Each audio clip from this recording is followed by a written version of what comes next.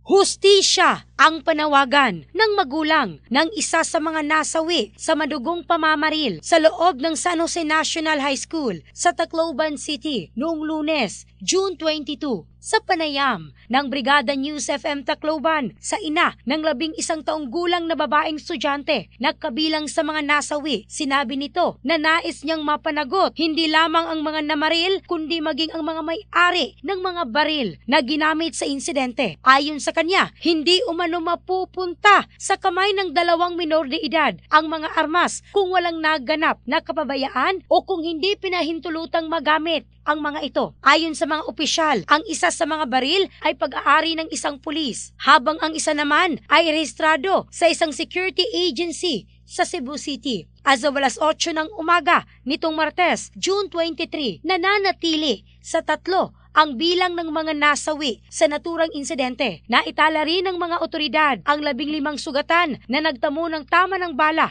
at 5 pang nasaktan sa naturang kaguluhan. In the heart of changing lives, ako si Michelle Craste ng Brigada News Philippines, the Music and News Authority.